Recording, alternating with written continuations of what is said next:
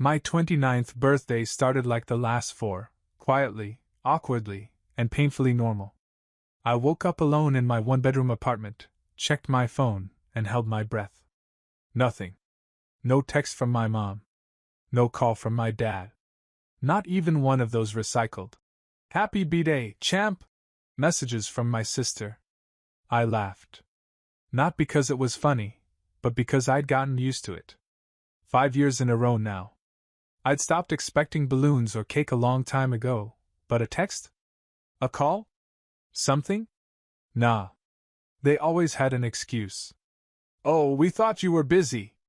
Or, "You don't make a big deal about birthdays." Which was code for, we only remember things that benefit us. I didn't even get a mention in the family group chat. Just a bunch of pics of my nephew's soccer game and my sister's spa day. I scrolled through the messages, watching them laugh and joke and share inside jokes like I didn't exist. And then I saw it. A post on Facebook, my younger sister, Laura, glowing in front of a brand new Jeep Grand Cherokee with a giant gold bow on the hood. The caption? "Early birthday gift from mom and dad. So blessed to have the most supportive family ever. 2 hearts #birthday queen #family over everything." Her birthday was still a week away. Mine was today. I stared at that post for a full minute. Not because I was surprised, I wasn't, but because I finally realized something. They weren't just bad at remembering. They chose to forget me. I swiped back to our last conversation, 2 months ago. Mom asked if I could co-sign on a small personal loan for something important. I said I'd think about it. She ghosted me after that. Guess she found another solution. A brand new car, apparently. The thing is, I wasn't jealous of the Jeep. I wasn't even mad about the money. What hit me hardest was the silence.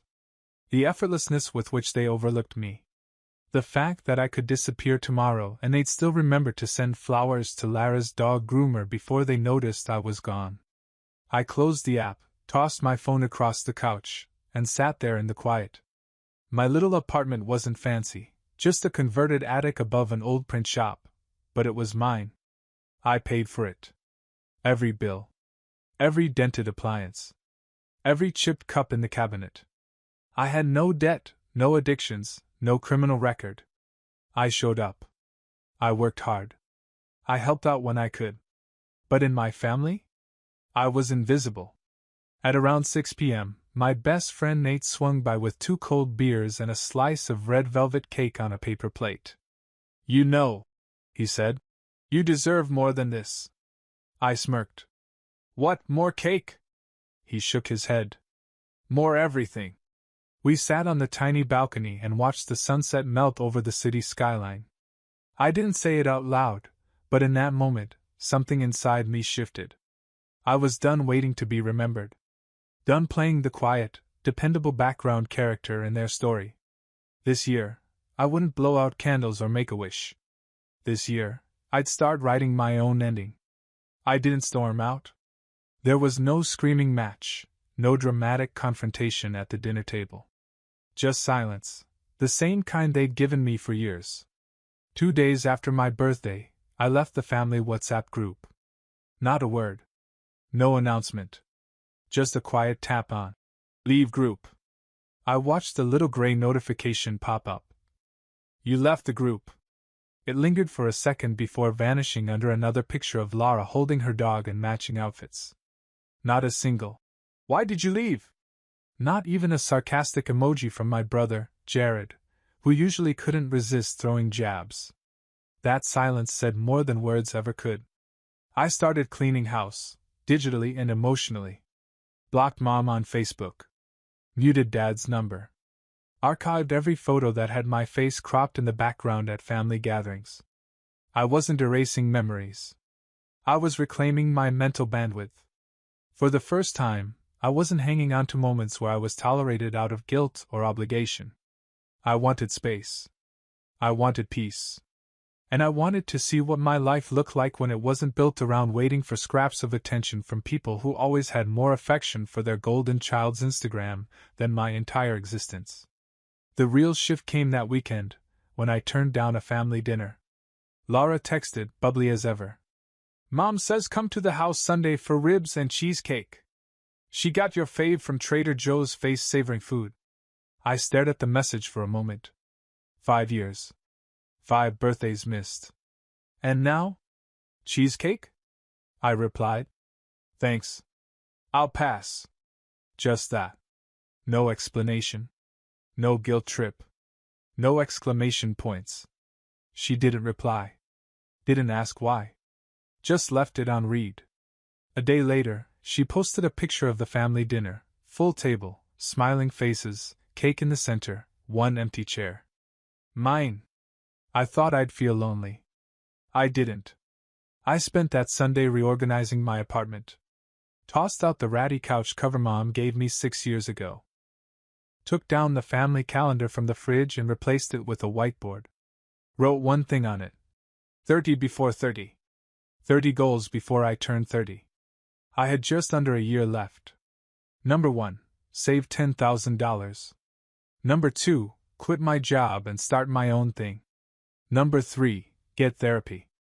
Number 4. Take myself out for steak on my next birthday. Number 5. Never explain my worth again. That last one? That was the big one. Work became my cocoon. I doubled my hours, kept my head down.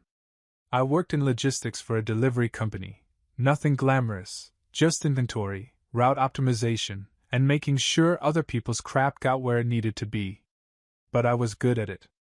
The new manager, Amira, noticed. You should be running your own department, she said one day, glancing at the numbers I cleaned up in a month. I laughed.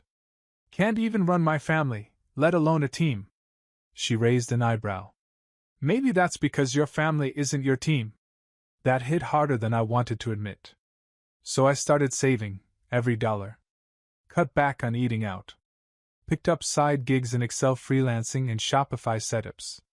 Little stuff. Boring stuff. But it was building. Quietly. Steadily. Nobody in my family asked how I was doing. Nobody checked in. They just assumed I was sulking somewhere, waiting to be invited again. But I wasn't sulking. I was becoming someone else entirely. I started walking to work, headphones in, replaying motivational podcasts and startup interviews.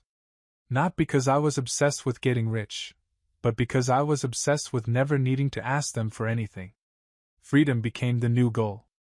One day, 3 months after my birthday, I bumped into Aunt Lisa at a coffee shop near my job. She tilted her head like she was seeing a ghost. Oh wow! Haven't seen you around. Everything okay? Laura said you've been distant. I smiled. I'm great, actually. Just busy working on something for myself. She blinked, surprised. Well, we've missed you. I knew she hadn't. But I appreciated the attempt. Good to know, I said. Tell everyone I said hi. I left with my coffee, earbuds back in. Whatever version of me they used to know. He was gone. The new me? Still under construction, but finally building without waiting for approval. It started with a broken scanner. One of those clunky barcode guns at work started glitching on a Tuesday, right in the middle of our holiday shipping prep. While the rest of the team groaned and called ID, I sat down with it, popped the casing, and found a loose wire. 15 minutes later, it was fixed. No fuss. No tech ticket. Just quiet competence. Amira, my manager, walked past and raised an eyebrow. You repair electronics now? I shrugged. I like solving problems. She smirked. You ever think about doing more than this? The question hit like a jab I didn't see coming. I didn't have a degree, no MBA, no LinkedIn buzzwords. I was just good at seeing systems, the flow of things. Where stuff got stuck, where things could move faster, how to make chaos orderly. Amira didn't drop it. The next week, she invited me to sit in on a planning meeting. I didn't say much. Just listened. Took notes. Watched how numbers translated into motion.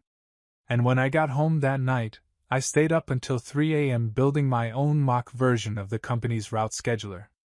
Not because anyone asked me to. Because I wanted to prove something. to myself. 2 weeks later, I quietly handed Amira a flash drive.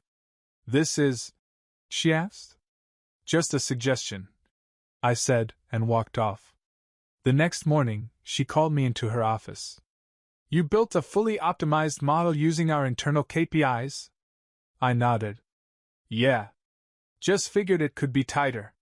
She stared at me, then grinned. "You know this could save us thousands in fuel costs, right?" I didn't know. I just like building efficient things. From that day forward, she started giving me unofficial projects, inventory audits, tool trackers, internal dashboards. And I started seeing something I'd never felt before. Respect. Not fake compliments or pity hugs. Not, "Wow, you're really trying," smiles. But actual, earned respect. Meanwhile, back in the family group chat I'd left behind, things were still spinning in circles. I knew this because my cousin Nate still screenshot everything and sent it to me. He was always neutral, Switzerland with better jokes. "Bro, your fam's wild," he texted one night. "Your sister just asked your mom if she could tap into her wedding fund to cover rent." Guess what the answer was? I didn't reply. But I knew what that meant. Laura was slipping. And I knew what came next. When Laura slipped, they reached for me like a safety net. That night, I pulled out an old notebook from college, one of the few things I hadn't tossed. I flipped to a blank page and wrote in big letters across the top. "They only call when they need something." Underneath, I started a new list. Build an emergency fund. Register an LLC. Learn QuickBooks. Open a business bank account. Reclaim my narrative. It wasn't rage fueling me anymore. It was clarity. They had forgotten 5 birthdays.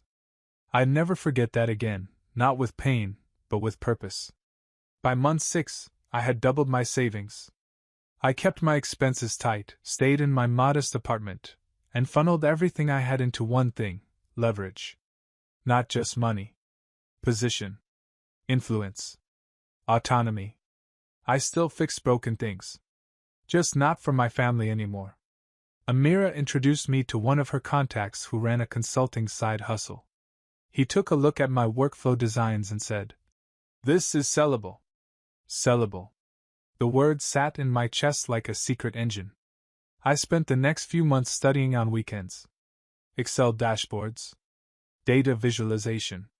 Business systems. I taught myself how to speak corporate without selling out. And then one night I got the email. Subject line: "Hey, we're in a bit of a bind." It was from my mom. Of course. I didn't open it right away. I sat there, just staring at the preview. And I knew what was coming before I read a word. They hadn't said a damn thing on my birthday again. But now, they needed something. Perfect. Let's see what kind of gift I can give them. The email sat in my inbox for 2 days before I opened it. I wasn't avoiding it. I was timing it. By the time I finally clicked on it, I'd already finished the first paid project through my new consulting gig, a clean $2,500 to optimize a small company's inventory tracking. That alone had paid 3 months' worth of rent. I wasn't rich yet, but I was no longer at their mercy. So when I read the email, I wasn't angry. I was entertained. "Hi, honey. I hope you're doing okay. Listen, your sister's in a little trouble right now. Her job cut hours and she's falling behind on rent. We know you're busy, but we were hoping you could help with a small loan, maybe $5,000 just to help her get back on her feet." No mention of the missed birthday. No apology. Not even a, "How have you been?" Just straight to the withdrawal. I read it again and laughed, not a bitter laugh. A real, full-bodied laugh that surprised me. They hadn't changed. But I had. The next morning, I slid back into my workflow. Calls. Budgets. Back-end integrations. It wasn't glamorous work, but every task had a reward. Each small win felt like reclaiming a piece of myself. My second contract came 2 weeks later. A food supply company that had no idea how to track its cold storage. I built them a dashboard from scratch. Another $4,000 in my pocket. While I worked, the messages kept coming. From Mom. From Lara. Even from Jared, the brother who once told me I'd never amount to much if I didn't learn to kiss ass. Hey, big man. You still doing something with Excel? I've got this buddy who needs help with a budgeting app. Could use your brain. Also, Lara's in a real mess. Maybe you can smooth things out? They all danced around the same idea. You're useful again. So we love you now. But none of them said the one thing I wanted, the one thing they'd never say. We were wrong. That was fine. I didn't need the words. I had the receipts. Literally. I kept a binder now, client contracts, invoices, testimonials. It wasn't for bragging. It was my evidence. My quiet proof. Because I knew how this worked, they only saw value when you could prove it in dollar signs or Instagram filters. And soon I'd show them. On my terms. The opportunity came wrapped in a cliché, Grandma's 80th birthday party. A whole family reunion. Event hosted at some fancy venue near the city. Mom emailed me an invite with a passive-aggressive note. Hope you can make it. It would mean a lot to Grandma, and to us. We've all missed you. Lara especially. I almost deleted it. But then I had a better idea. It was the perfect stage. Everyone would be there. Polished. Posturing. Pretending we were still one big happy family. And I'd be ready, not to gloat, not to attack. But to deliver the most honest gift I'd ever given. I RSVP'd yes. Then I called Nate. Dude, he said when he answered. You sound like you're planning a hit. I laughed. Not a hit. Just a presentation. Nate was in media, ran his own small video agency. He'd helped me put together some promo clips for my consulting work. This time, I asked him to help me build a presentation. Like a PowerPoint? He asked. No, I said. More like a reveal. Over the next few weeks, I compiled everything. Screenshots of missed birthday messages. Posts from Lara's Instagram flaunting gifts from our parents. Emails, invoices, proof of my financial rise. A chart, 5 years of silence from them, side by side with my growth. It was brutal, but honest. The night before the party, I looked it over one last time and burned it to a USB. Nate raised an eyebrow when I handed it to him. You sure you want to do this? Absolutely, I said. They want a family performance? I'll give them one. The banquet hall was decorated like a Pinterest board on steroids, gold trim, candles in crystal jars, and a slideshow looping pictures of Grandma from every decade since the 1940s. The table settings had custom name cards, and someone thought it was cute to have printed napkins that read, 80 and still glowing. I walked in wearing a tailored navy suit. Nothing flashy but clean, sharp, the kind of thing people notice but can't place. The kind of look that makes them pause and think, wait, is that him? And it worked. I caught the double takes. The delayed recognition. Even Jared raised his brows and gave a weak smile, like he wasn't sure if I came to hug or detonate. Look who decided to show up, he said, voice laced with that old smugness. Wouldn't miss Grandma's big day, I replied, smiling. Besides, you all begged. He blinked at the word begged, but didn't argue. Mom spotted me next. She approached with a practiced grin, arms half extended like she didn't know whether to go in for a hug or keep it formal. She settled for a hand on my shoulder.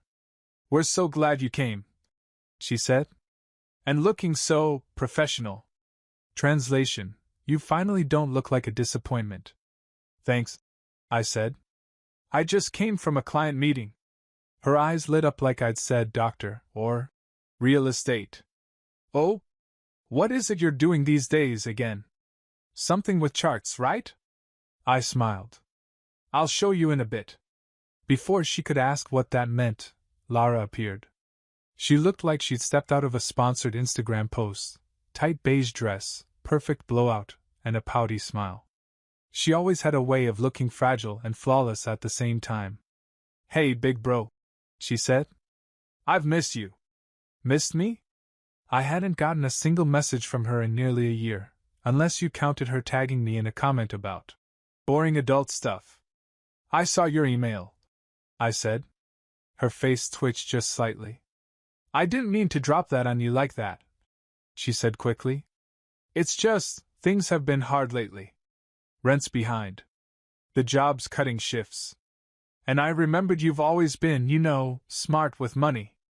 That last part stung, not because it wasn't true, but because it was a performance. I could see it in her eyes. She thought she was being clever. Charming. I took a sip of champagne and stayed quiet. Then Dad joined us. Still wearing that stiff, clipped look he always wore around me, like I was a project he started and never finished. He gave me a nod, then got straight to the point. We appreciate you coming. It means a lot to your grandmother. And, your mother mentioned Laura talked to you about the loan. There it was. No easing in. Just the assumption, you're the stable one now, so you owe us. She's going through a rough patch, Mom added. We figured maybe you could float her something. Just until she gets back on her feet. I looked at all three of them, the holy trinity of selective memory. The same people who forgot my birthday 5 years running. Who never once asked how I was doing. Who assumed I was still living off ramen and spreadsheets. I let the silence linger just long enough for them to get nervous. Actually, I said, I brought something to show you. A little gift. For everyone. Laura tilted her head. Like a slideshow? Something like that. I nodded toward Nate, who was already behind the AV table, loading the USB. The screen above the head table flickered. Grandma's slideshow paused. Then a new one started. At first, it looked like a photo collage. But then the music cut. And the title card appeared. The Forgotten Son, a 5-year timeline. The room fell dead quiet. The screen faded from the title card into the first slide, a photo of me on my 24th birthday. Alone in my old apartment, a sad little cupcake lit on a chipped plate. The date stamp burned in the corner. No family. No party. Just me and a lighter that barely worked. A low ripple of laughter from someone in the back faded fast. Then came the second slide. 25th birthday, no calls. No texts. A screenshot of my empty phone log, circled in red. Then the next. 26th, sister's surprise Cabo trip. My birthday unmentioned. Side-by-side Instagram screenshots. One, Laura popping champagne in Mexico, her caption. Family is everything smiling face with hearts. The other, my calendar app. A day marked birthday in gray. No alerts. Someone gasped. Someone else whispered. Is this real? Oh yeah? It was real. And it kept going. Each slide told the story they all ignored. A birthday forgotten. A text left unanswered. A family dinner I was never invited to. A group message I was left out of. Then came slide 9. 5 years. 0 celebrations. Total messages from family, 3, all asking for favors. Total gifts received, 0. Total loans requested, $13,000. Total loans repaid, $0. I could feel the tension shift. People were sitting straighter now. Some leaning forward, eyes flicking from the screen to my parents. My dad's jaw clenched. My mom blinked hard. Lara's smile had evaporated. Then came the photos of me working quietly, no flashy cars or vacations. Just me in safety vests, at a desk with spreadsheets, behind coffee counters. And then the shift. My business license. My first client check. Emails with, congratulations, in the subject line. Snippets from small local articles. From forgotten to founder. Then the final slide. To the family who forgot me until they needed me. Beneath it, a scanned check. $0. Payable to the ones who remembered me last. Memo line. Happy birthday. Every year. Silence. No music. No applause. Just oxygen being sucked out of the room. I stepped up to the mic. I wasn't going to come tonight, I said, calm, steady. But I figured, since you finally remembered I exist, I'd show you who I became while you weren't looking. I scanned the room. 5 years ago, I stopped being your errand boy. Your safety net. Your he's fine, don't worry about him guy. You didn't check in. You didn't show up. But the minute the golden child ran into trouble, suddenly I mattered again. Lara shifted uncomfortably. Mom looked pale. Dad stared straight ahead like this was a courtroom and he was refusing to testify. You didn't forget my birthday, I continued. You ignored it. And when I stopped showing up, no one asked why? You only noticed I was gone when you needed something. My voice didn't crack. I wasn't emotional. I was done bleeding. I turned to Grandma, who sat near the front in quiet shock. Happy birthday, Grandma. This doesn't involve you. You were always kind.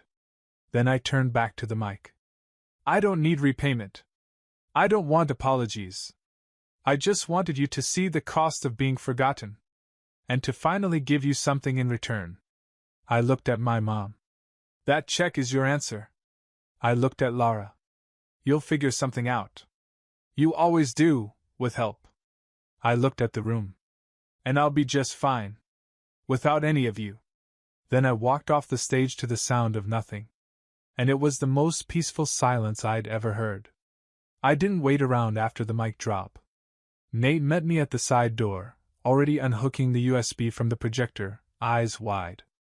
Bro, he said, barely holding in a laugh. You just dropped a nuke on a family reunion. I didn't drop anything, I said. I just opened the envelope they sealed 5 years ago. We dipped before dessert was served. As we walked through the parking lot, I could feel the tension trailing behind me like smoke. The weight I'd carried for years? Gone. I wasn't worried about what they'd say. Let them spin it. Let them call it drama, or disrespect, or even revenge. I didn't care. Because for once, they'd all seen me. Really seen me. That night, I sat on my balcony with a drink in one hand and my phone on silent. Dozens of missed calls. Voicemails piling up like unpaid bills. I ignored them. Until I saw the name, Sophie. My cousin. The only one who used to bring me a slice of cake on my birthdays, even when no one else remembered. I hadn't seen her at the party. Figured she was off at college still.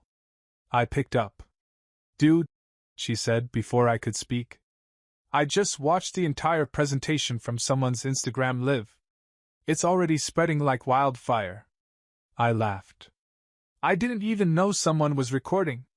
Well, they were. And it's glorious. There was a pause. Then her voice dropped lower.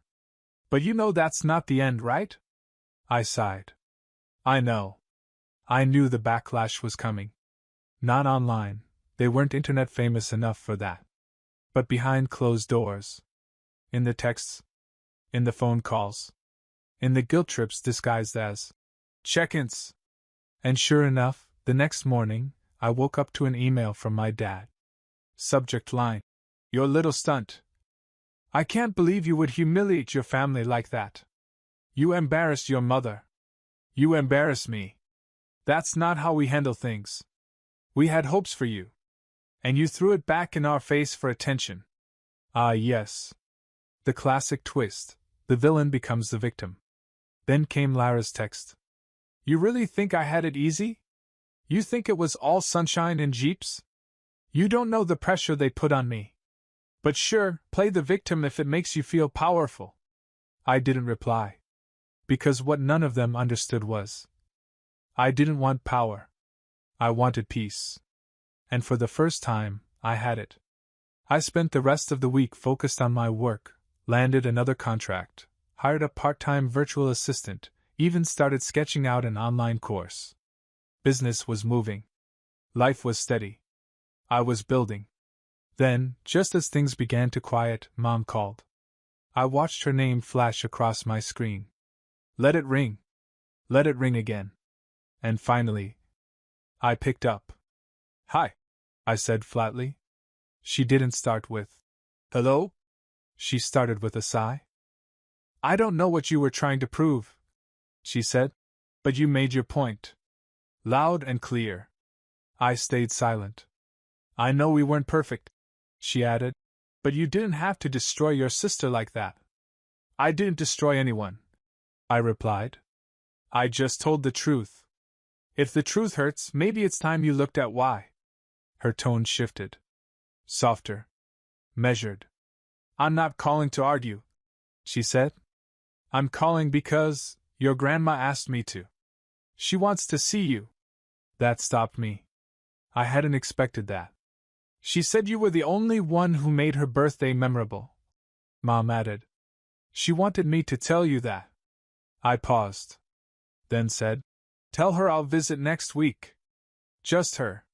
No one else. Fine, Mom said. But before you go, here it comes. Your father and I are dealing with some medical bills. We're not asking for a lot. Just enough to. Click. I ended the call.